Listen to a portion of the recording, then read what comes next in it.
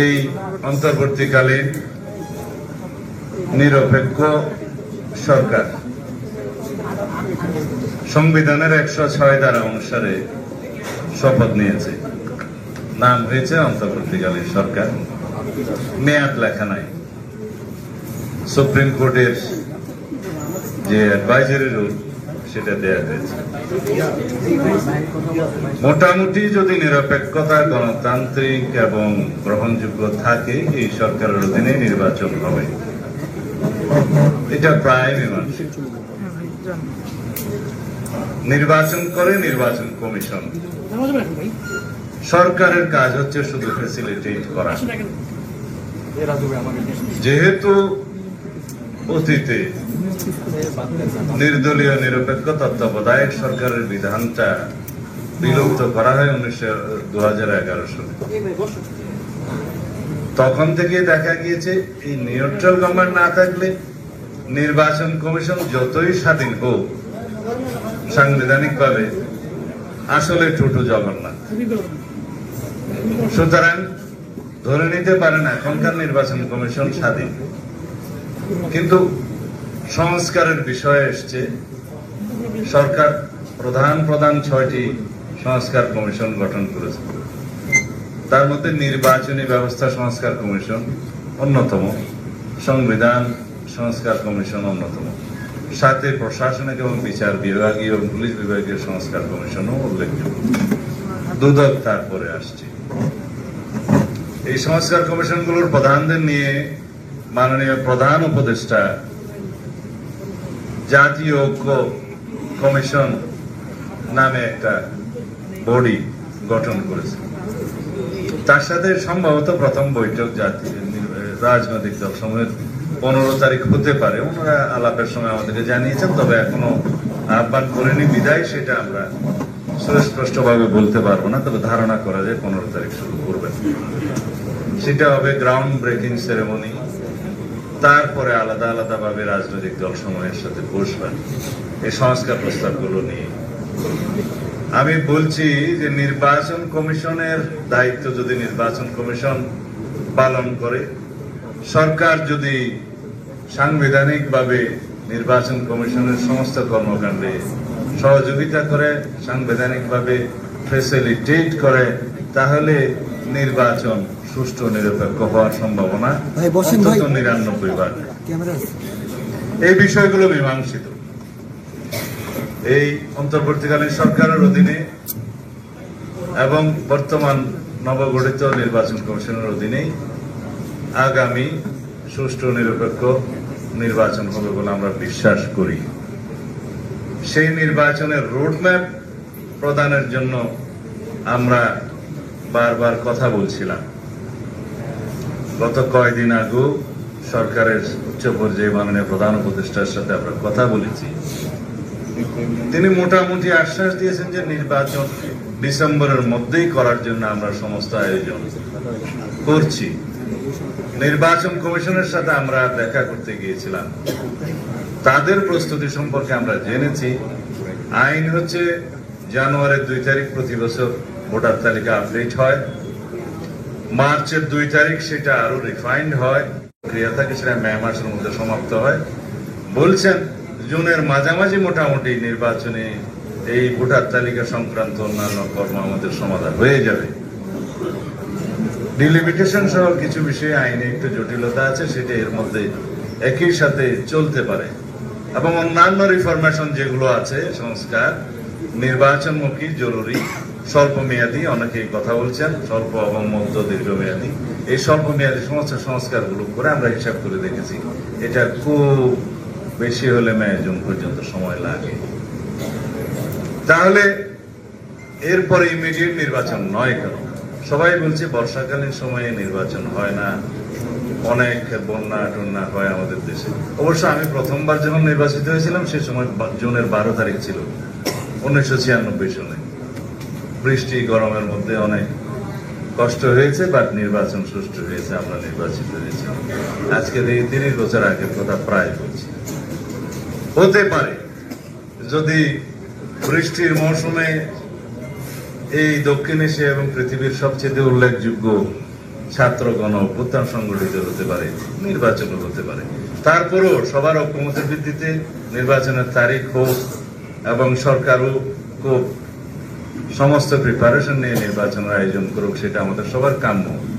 যদি ওনারা নির্বাচন ডিসেম্বরের ভিতরে দিতে চান, তাহলে আরো 3 মাস আগে তফসিল ঘোষণা করতে হয়, অন্তত পক্ষে চূড়ান্ত প্রস্তুতি নিতে হয় নির্বাচন কমিশন, সেটার একটা বিষয় আছে। এই হলো নির্বাচন।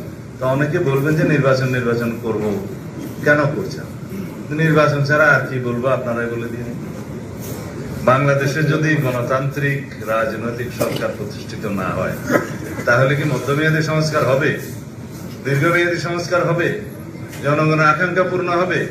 গণ অভ্যুত্থানের ছাত্র জনতার শহীদদের যে প্রত্যাশা এবং আকাঙ্ক্ষা পূর্ণ হবে? কিছুই হবে না।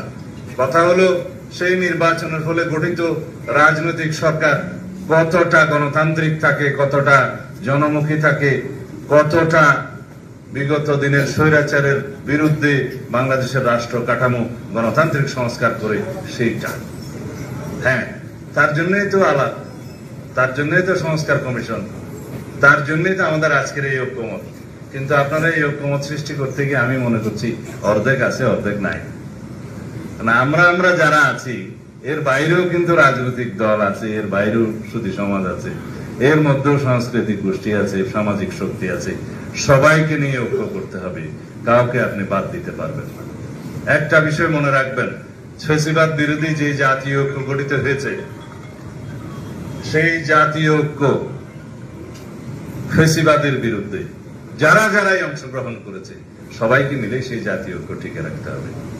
এখানে আমরা কেউ টুপিওয়ালা আছি, কেউ টুপিবিহীন আছি, কেউ অন্য কেউ আছি, কাউকে আপনি বাদ দিতে পারবেন। ফ্যাসিবাদের বিরুদ্ধে যারাই সংগ্রাম লড়াই করেছে, গণতন্ত্রের স্বার্থে সবাইকে নিয়ে আমাদেরকে ঐক্য রাখতে হবে এবং এই ফ্যাসিবাদ বিরোধী জাতীয় ঐক্যকেই রাজনৈতিক সংস্কৃতি হিসেবে আমাদের চর্চা করতে হবে, এই আমাদের এই দেশের রাজনীতিতে। তাহলেই পরে ফ্যাসিবাদের বিরুদ্ধে আদর্শিক আমাদের রাজনীতিটা প্রতিষ্ঠিত হবে, আমাদের রাজনৈতিক ফিলোসফি হবে এই দেশে যাতে আর কোনোদিন কনস্টিটিউশনাল ফুয়েরার, সাংবিধানিক ফুয়েরার এবং সংসদীয় এখন আয়কতন্ত্র প্রতিষ্ঠিত না হয়। সেই প্রশ্ন উঠতে পারে, সেটা কি কখনো এই ইউনিটি অফ দি ডাইভার্সিফিকেশন যেটা মান্না ভাই বললেন, সেটাতে সম্ভব? আসলে এটাই বিউটি, যে কোনো দেশে একটি জাতি গোষ্ঠী থাকে না, একটি গোত্র থাকে না, একটি ধর্ম থাকে না, একটি কালচারের লোক থাকে না, একই খাদ্যাভ্যাসের লোক থাকে না, একই জলবায়ু বা আবহাওয়ার লোক থাকে না। বাট আমাদের এই দেশটা অনেকটা হোমোজেনিয়াস। আমরা একই ভাষায় কথা বলি, প্রায় দেখতে সবাই একই রকম, যদিও বৈচিত্র্য আছে, এবং আমাদের ম্যাক্সিমাম মানুষের ধর্ম আচারও প্রায় একই রকম। 10% বাদ দিলে, যাদের মধ্যে হয়তো বিভিন্ন সংখ্যা আছে, 2%, 8% আছে, কিন্তু এই দেশে সবসময় সম্প্রীতি বজায় ছিল। পার্শ্ববর্তী দেশে যখন ধর্মীয় কারণে রায়ট হয়েছে, তখনও আমাদের বাংলাদেশে কেউ কোন রকম কোন রায়টে উস্কানিতে পা দেয় না। এটা আমাদের অতীত নজির আছে। 1992 সালে যখন পার্শ্ববর্তী দেশে বাবরি মসজিদ ভাঙা হয় আমাদের দেশ, তখন আমরা সরকারে ছিলাম, একটি ফুলের টোকাও কোথাও পড়েনি। আমরা সেই সম্প্রীতি বজায় রেখেছি।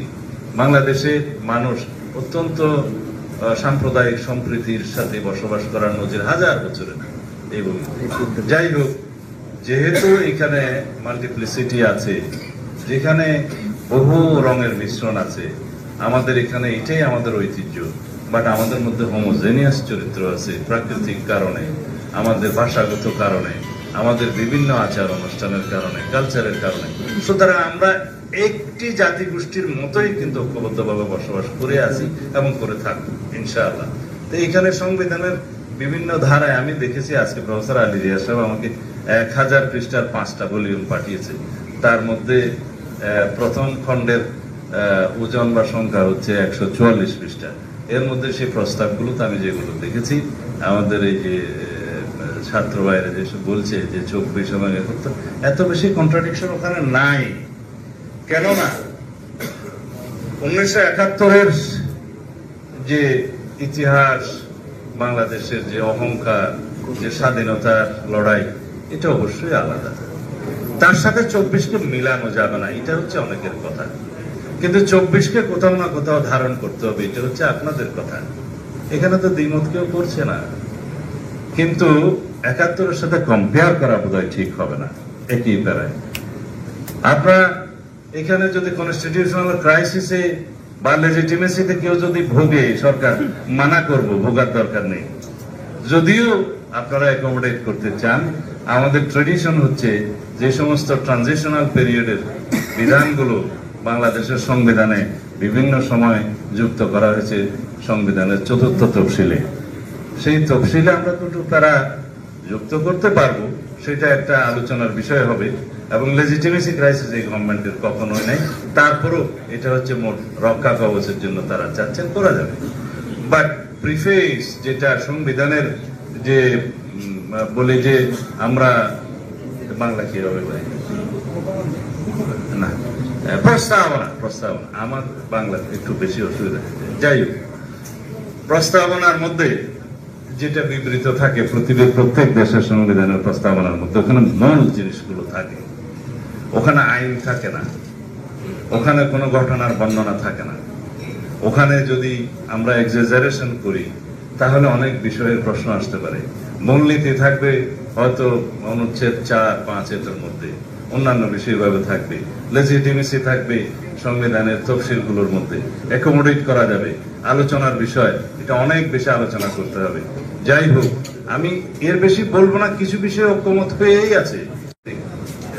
সংকটের রাজনৈতিক ঐক্যমতের বিকল্প নেই, আমি তো এখানে সংকট দেখছি না। আপনি আমাদের আজকে চা খেতে ডেকে দাওয়াত করিয়েছেন, আপনাকে ধন্যবাদ। কিন্তু যেই সংকট আপনি দেখছি না, সেই সংকট দেখা যেতে পারে সামনে, সেই জন্য আপনি অগ্রিম পদক্ষেপ নিয়েছেন। বাট সবাইকে অন্তর্ভুক্ত করতে পারলে এটা ভালো হতো। আপনারা একটা inclusive discussion in between all the stakeholders, political parties and social powers. আমি আগেই বলেছি যে আমার কিছু মাঝে মধ্যে বাংলার বাইরে আসবে, আপনারা আমাকে ক্ষমা করবেন, কারণ আমি 10 বছর বাইরে থাকার কারণে ও বাংলা ছাড়া বাকিটা চর্চা হয়েছে, সেই জন্য একটু অসুবিধা হয়ে যায় আর কি। আশা করি ক্ষমা সুন্দর দৃষ্টিতে দেখবেন। যাই হোক, সেটার সংকট সামনে হতে পারে এই আন্দাজে আমরা বয়ান করছি আর কি এখানে। যাই হোক, আমার মনে হয় উদ্যোগটা খুবই মহৎ। যদি আমরা রাজনৈতিক ঐক্যটা ধরে রাখতে পারি, এটাকে শক্তিতে রাখতে পারি, যে ফেসিবাদ বিরোধী জাতীয় ঐক্য গঠিত হয়েছে সেটাকে যদি রাজনৈতিক সংস্কৃতি হিসেবে রাখতে পারি, আমার বড় বোন যে বয়ানটা প্রথমে দিয়েছিলেন সেটাতে আমরা এক জায়গায় আসতে পারবো। কারণ পৃথিবীর বহু বিপ্লব হাতছাড়া হয়ে গেছে পরবর্তীতে নিজেদের মধ্যে অনৈক্যের কারণে, জাতীয় বিভক্তির কারণে। মিশরে হয়েছে, তিউনিসিয়া হয়নি, অন্য দেশে হয়েছে, আরেক দেশে হয়নি। আমাদের এখানে যে ব্যাঘাত হয়ে যাবে না তার কোনো সম্ভাবনা কি আছে? যেহেতু পতিত স্বৈরাচার প্রচুর পুঁজি নিয়ে একটি দেশে বসে আছে, অপারেট করছে, ভাষণ দিচ্ছে, আমাদের এই যে ইয়াং ছেলেপিলেরা রিয়াক্ট করছে। আমি মনে করি রিয়াকশনের দরকার ছিল না। সেহেতু তার একটা তৎপরতা থাকবে বাংলাদেশের মধ্যে আমাদের মধ্যে অনৈক্য সৃষ্টি করার, তার একটা তৎপরতা থাকবে বাংলাদেশের মধ্যে অস্থিরতা সৃষ্টি করার, এবং সেটার ফায়দা তারা নেয়ার। এইটুকু আমরা বুঝলেই হবে, এইটুকু বুঝলে আমাদের মধ্যে ঐক্য হবে। তাদের চাহিদা আছে জুলাই ঘোষণাপত্র, না ডিক্লারেশন, জুলাই ডিক্লারেশন।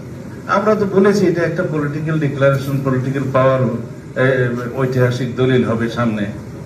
কিন্তু সেটা নিয়ে হঠাৎ করে নিজেরা 5.5 মাস 6 মাস করে এত অস্থিরতা তো দরকার ছিল না, আলাপ করা যেত। এখন সেটার মধ্য দিয়ে আমরা একটা ইউনিটিকে আমরা বন্ডিং এর মধ্যে নিয়ে আসতে পারবো, সেটা ঠিক আছে। আজকে আমার সাথে বৈঠক আছে এই জুলাই ঘোষণাপত্র নিয়ে।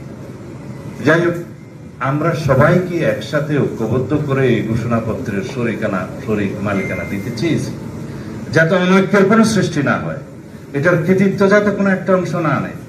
দীর্ঘ 16 বছরের ফেসিবাদ বিরোধী গণতান্ত্রিক সংগ্রামে অনেক কিছু হয়েছে, অনেক রক্তপাত হয়েছে, খুন হয়েছে, গুম হয়েছে। আমি নিজেও সেই 10 বছর গুমের শিকার। সেগুলো কি আমরা ধারণ করবো না? এখন যদি বলে যে বাংলাদেশের স্বাধীনতা পরবর্তী সময়ে, মান্না ভাই ক্ষমা করবেন, কথা বলতে লম্বা হয়ে যাচ্ছে না, যাই হোক, ওই মাইক দিলে যেটা হয় আর কি। সেটার পরবর্তীতে কি জাতিতে অনেক রকমের বৈপ্লবিক বলবো না, অভ্যুত্থানিক ঘটনা কি হয়নি? সামরিক স্বৈরাচারের বিরুদ্ধে সংগ্রাম করতে করতে তখন থেকেই আমরা নির্যাতিত। মান্না ভাইরা আমাদের সিনিয়র ছিলেন, তখন থেকেই আমরা সামরিক স্বৈরাচারের বিরুদ্ধে বিরাম সংগ্রাম করতে করতে, অবশ্য যখন 90 হয়েছে তখন আমি নেই, আমার পরবর্তী জেনারেশনরা আছে।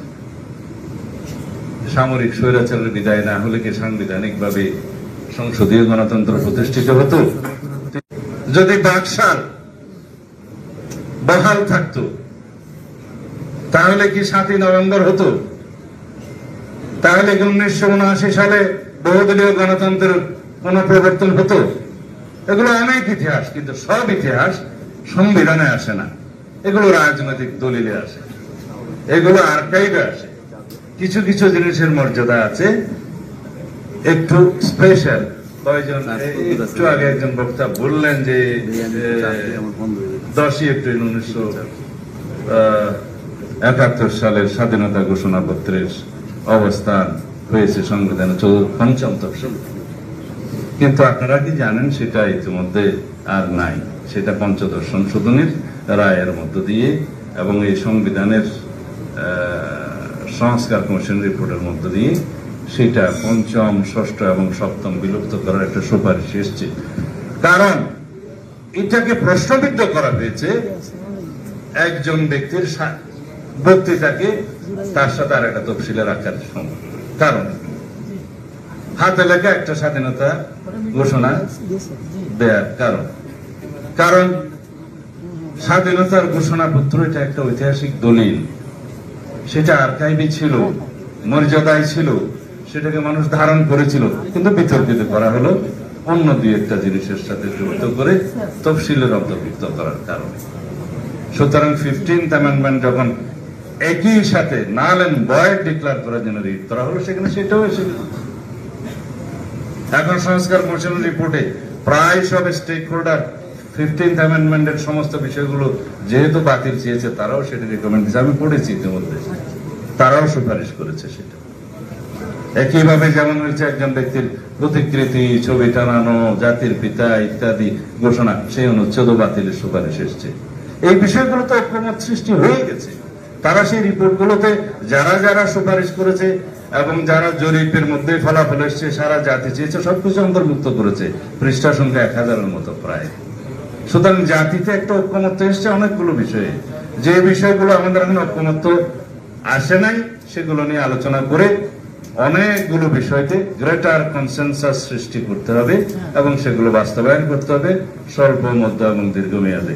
এবং সেজন্য অতি অবশ্যই দরকার একটি নির্বাচন এবং নির্বাচিত সংসদে সেটা আলোচনার মধ্য দিয়ে সংবিধানে সেগুলো সংশোধিত হতে পারে। আর একটি বিষয় মীমাংসিত, আমরা এখন সংবিধান পুনর্লিখনের মধ্যে আর কেউ নাই, সেই কথা এখন আর কেউ বলছে না। বলছে যত বেশি সংশোধনী প্রয়োজন সংশোধনী আনুন, সেটাতে আসছে। এখন আর সেকেন্ড রিপাবলিকের মধ্যে কেউ নাই, সবাই বুঝে এসছে যে এই রিপাবলিককেই আপনারা সংস্কার করুন, এই রিপাবলিককেই যত বেশি রাষ্ট্র কাঠামো গণতান্ত্রিক সংস্কার সাধন করা প্রয়োজন হবে সেটা করুন অর্থনৈতিক মুক্তির লক্ষ্যে, সেটাতে আসুন। সুতরাং অধিক বিতর্ক না করে কম বিতর্কের মধ্য দিয়ে, অধিক আলোচনার মধ্য দিয়ে আমরা একটি বৈষম্যহীন সাম্যের ভিত্তিতে গণতান্ত্রিক সামাজিক সুবিচারের রাষ্ট্র নির্মাণ আমরা কাজ করি এবং সেইখানে আমরা যেন ঐক্যবদ্ধ থাকি। এই আহ্বান জানিয়ে আমি সকলকে আমার বক্তব্য শোনার জন্য ধন্যবাদ জানাচ্ছি। কারণ আমি মনে করছিলাম সংক্ষিপ্ত দেব, কিন্তু যা হয়